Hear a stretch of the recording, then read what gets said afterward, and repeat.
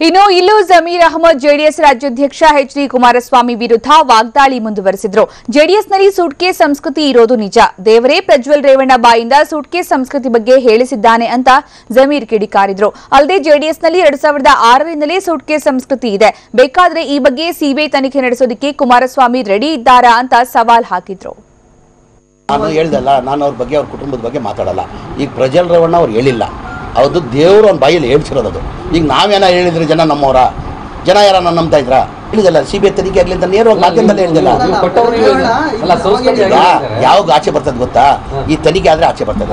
ಏನ್ ಮಾಡಿದ್ರು ಕುಮಾರಸ್ವಾಮಿ ಅವರು?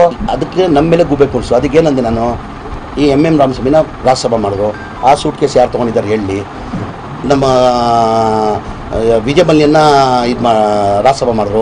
ಆ ಸೂಟ್ ಕೇಸ್ ಯಾರು ತೊಗೊಂಡಿದ್ದಾರೆ ಹೇಳ್ರಿ. ಆಮೇಲೆ ಇದು ರಾಜು ಚಂದ್ರಶೇಖರ್ ಅವರು ರಾಜ್ಯಸಭಾ ಮಾಡಿದ್ರು. ಆ ಸೂಟ್ ಕೇಸ್ ಯಾರು ತೊಗೊಂಡಿದ್ದಾರೆ ಗೊತ್ತಾಗಲಿ. ಆಮೇಲೆ ಕುಪೇಂದ್ರ ರೆಡ್ಡಿನ ರಾಜ್ಯಸಭಾ ಮಾಡಿದ್ರು. ಆ ಸೂಟ್ ಕೇಸ್ ಯಾರು ತೊಗೊಂಡಿದ್ದಾರೆ ಗೊತ್ತಾಗಲಿ. ನಾವು ಹೇಳಿದ್ವಿ, ನಾವು ಸಿದ್ಧಾಗಿದ್ದೀವಿ ಸಿಬಿಐ ತನಿಖೆ ಕೊಡೋಕ್ಕೆ.